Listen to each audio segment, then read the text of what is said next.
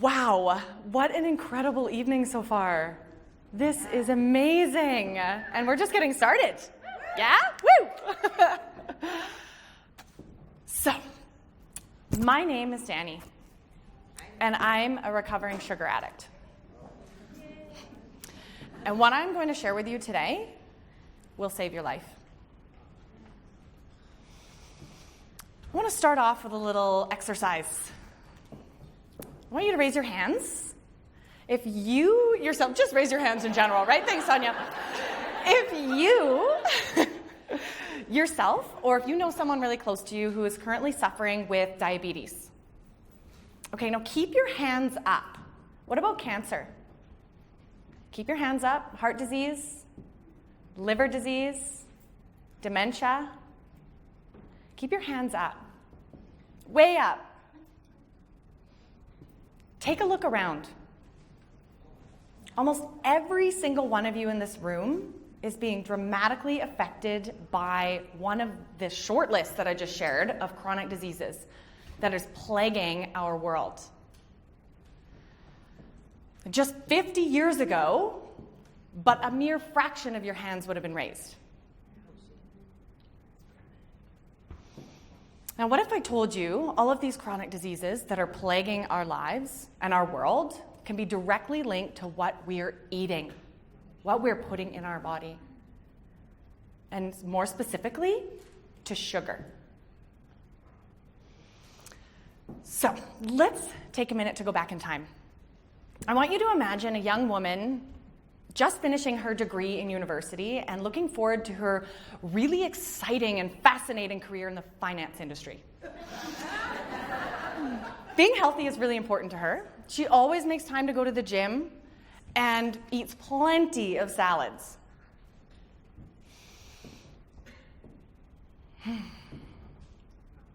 That same woman is in fact addicted to sugar, although she doesn't know it at the time.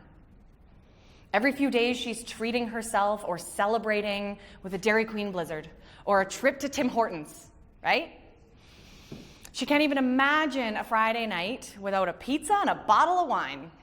Yeah, heads nodding. So some of you may have guessed it by now. That young woman was me. And it wasn't until 5 years ago that I woke up. Now, ever since I was a child, I've struggled with my love for sugar. Can anybody else relate with me? Hands way up. I know I'm not alone in this. Yeah, 2 hands. Right? It's good.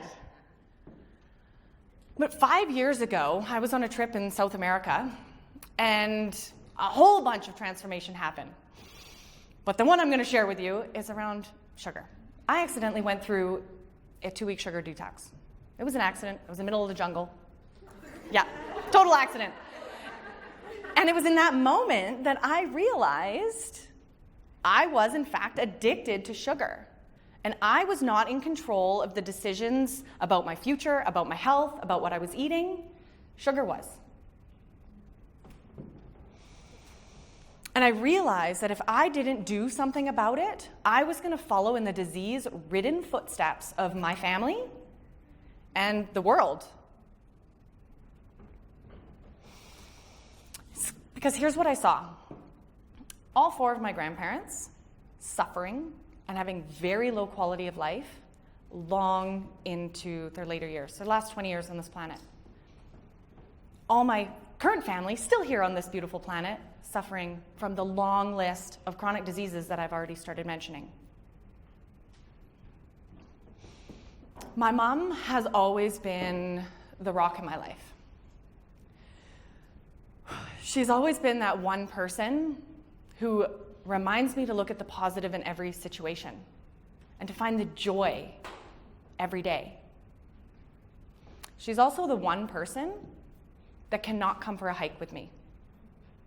She can't come explore new cities on foot with me.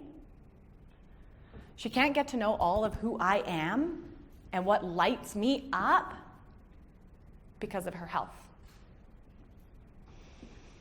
And this was my future too. This was in my genetics.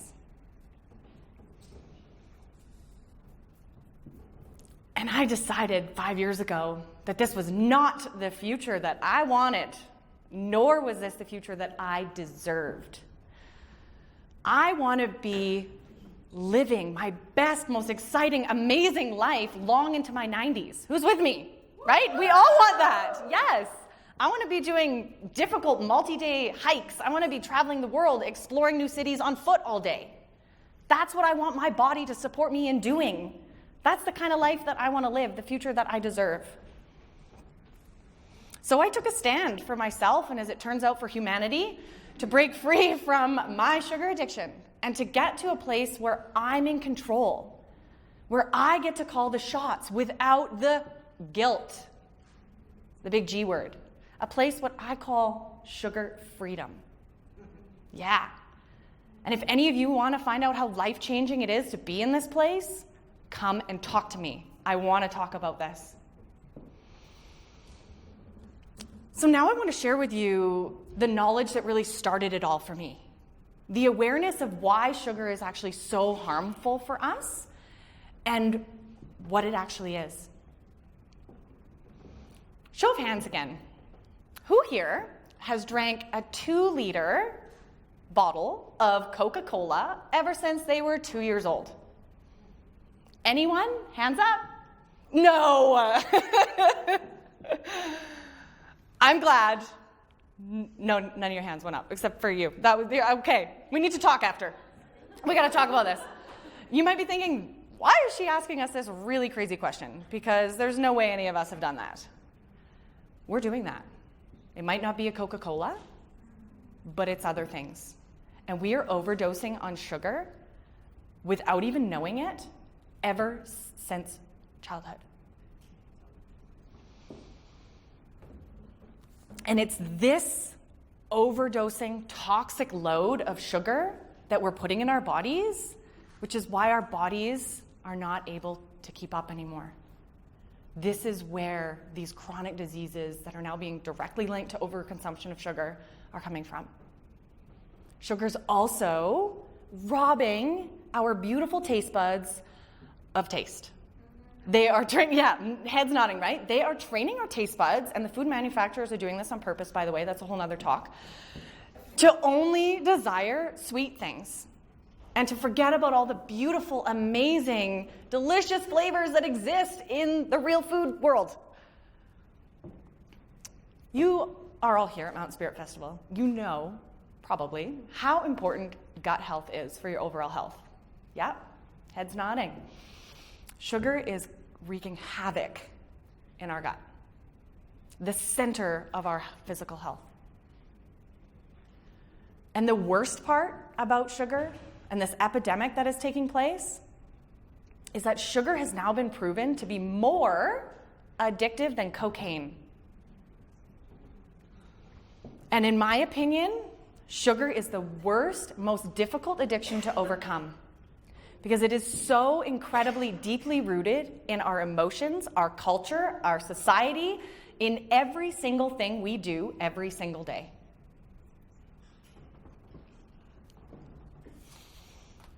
Now, you're probably thinking, or some of you may be thinking, well, I don't really eat a lot of sugar. I don't actually have a sweet tooth. This doesn't apply to me. I'm just going to tune Danny out. Don't. Okay? If you're thinking, if that's you, listen closer. Because I can't tell you how many times people have said that exact same thing to me. And that was me too, 5 years ago, eating my quinoa and kale and veggies and only sweetening things with organic honey or agave. And then I found out the truth about what sugar really is. Now, before I share that with you, I have to share the best baseline that we have right now is the World Health Organization. They say that the maximum safe limit for added sugar on a daily basis for a healthy adult woman is 6 teaspoons of added sugar. It's 9 for men. Now, if you're under stress or you're not healthy or you're pregnant or you're a kid, that amount is drastically lowered. So here comes the magic trick, if I can unravel it. So that's about 42 teaspoons in a week of sugar. That's what our bodies supposedly, if we're in a perfect healthy place, can handle. We can detox it, we can flush it out, we're all good. Now here's the sad truth. one of two sad truths. Sugar is much more than just this white stuff you see me using here in the jar. And I want you to listen closely to this because this is really important. Honey is sugar. Maple syrup is sugar. Agave is sugar. Molasses, dates, organic coconut sugar, obviously sugar. Any refined white carbohydrate like white bread and white pasta, sugar. Second sad truth, there are over 90 different names, that's a 9 and a 0, different names that food manufacturers are now using for sugar. And it is hiding in over 80% of our grocery store. Talk about an identity crisis. That's scary. It scares me. One serving of flavored yogurt, 5 teaspoons of sugar. One vitamin water, 8 teaspoons of sugar.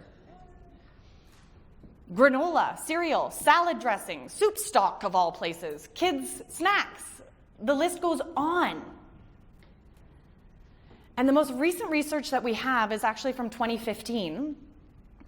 And it proved that the average Canadian, by the way, we're all average Canadians here, eats upwards of actually 21 teaspoons of sugar every day. That's equivalent to 147 teaspoons a week. Here comes the second piece of magic. I couldn't use the same jar because it was too small. That's 147 teaspoons in a week. That's equivalent to drinking 18 cans of Coke in a week, which I know none of you do, but you might actually be doing that. And it's time to wake up to what's really going on. Yeah. Woo!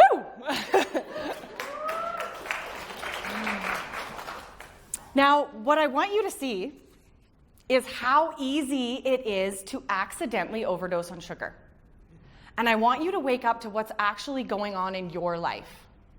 But I don't want you to stay there. I don't want you to wallow in it. I don't want you to let the guilt creep in and all the negative self-talk. I want you right now to use that information to fire you up, to motivate you, to encourage you to do something about it.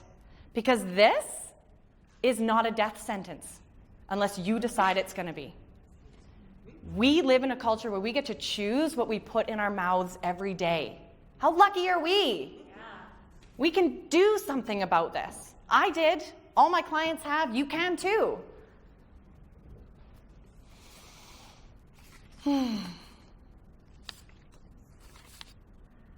Now, this awareness is powerful. And this is what I want to leave you with today. That you can start getting out there and investigating and playing investigator in the grocery store. Side note, 4 grams of sugar is equal to 1 teaspoon. So when you're doing that math, when you're label reading, know that. 4 grams is 1 teaspoon. You got it. Come talk to me after if you forget. You can start investigating, reading those labels, understanding where that sugar is showing up in your life and deciding to choose the salsa right next door that does not have added sugar in it. You can meal plan on a consistent basis so you're eating whole real foods instead of the packaged stuff. And most importantly, you can find a community of people that get what you're going through and can support you and foster these conversations around your journey to sugar freedom. And if you're looking for a community, I've got you covered. Of course. Now, I know I've shared a lot with you today. And please come and talk with me after. I want to continue this conversation. But my hope is that I've given you something to really think about and that you are now more aware, at least more open to being aware of the role that sugar is actually playing in your day-to-day life. And that you'll take the time today, tomorrow, next week to decide what kind of future you want. What future you deserve. Because you have the power to choose. You have the power to make a change. Thank you.